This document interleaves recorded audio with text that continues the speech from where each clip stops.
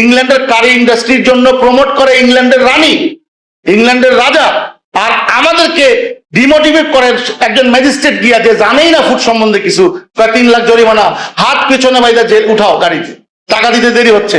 আমার কাবাব তো গন্ধ, টক দই মিশালের কাবাব গন্ধ, এটা জানা উচিত। এইটুকু এই 3 লাখ টাকা জরিমানা, কোন দেশে আছি আমরা? বলা হচ্ছে যে আমরা বলি না যে আমরা খুব জানি বুঝি। এই সেক্টরটা তৈরি হয়েছে অদক্ষ শ্রমিক দিয়ে। এই দক্ষ করার জন্য যে নিয়ম নীতি করা দরকার সেটা তো করে না।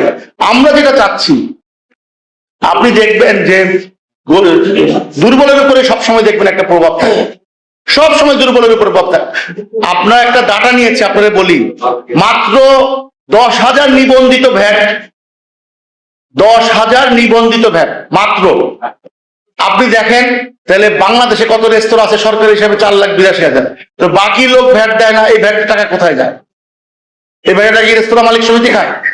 এই ভ্যাটটা কারা নেয়? এই ভ্যাট ট্যাক্সের লোকই রাস্তায় চাঁদাবাজি করে এগুলা নিয়ে নিয়ে।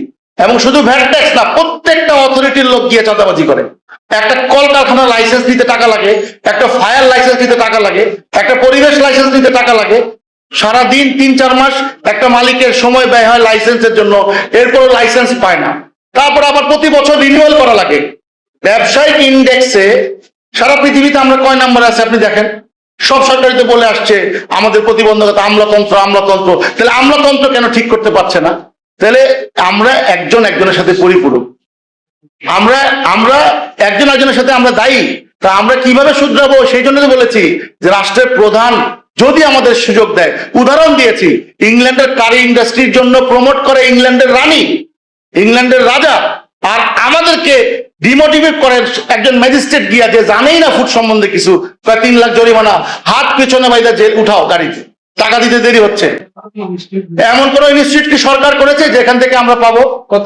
এই বিষয়গুলো আপনাদেরকে বারবার বলার অর্থ হচ্ছে আপনারাও দায়ী, আপনারাও দায়ী। আপনারা আমাদেরকে ওইভাবে তুলে ধরেন না, আপনারা নেগেটিভলি দেখেন, আপনারাও আমাদেরকে বারবার এনিমি মনে করেন। একটা রেস্তোরাঁ আমরা প্রত্যেককে কেউ টলারেট করতে পারছি না, কেউ টলারেট করতে পারছি না। 50 বছরে এখন সংসদে ব্যস্ত জুলাই নিয়া, 50 বছরে সংসদে ব্যস্ত মুক্তিযুদ্ধ নিয়া। আমরা কারে বলবো? আমরা তো বলির পাঠা, কারণ আমাদের ওই রকম ভিশনারি পলিটিশিয়ান একজন নাই যে আমরা একসাথে করবে। বিভাজন করতে করতে এমন জায়গায় নিয়ে গেছে যে বিভাজন কথা বলতে ভয় লাগে।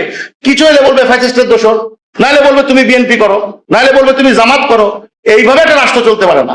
আমরা পলিটিক্যাল কথা বলতে চাই না, আমরা ব্যবসা করতে আসছি, আমরা পলিটিক্সও করি না।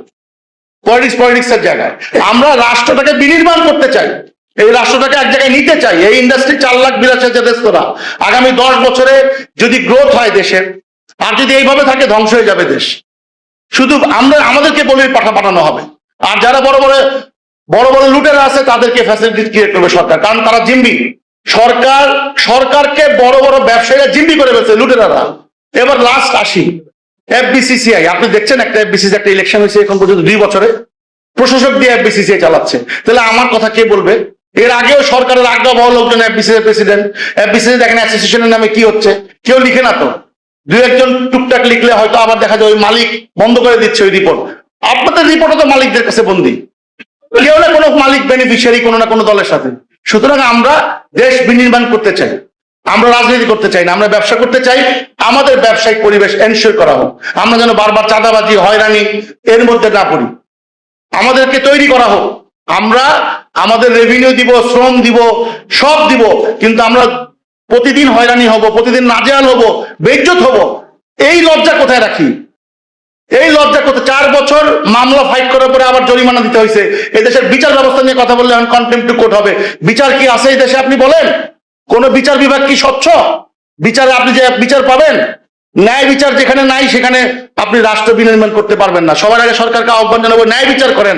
আমরা ছোট ব্যবসায়ীরা আছি, আমাদেরকে বাঁচান, দয়া করে আমাদেরকে বাঁচান।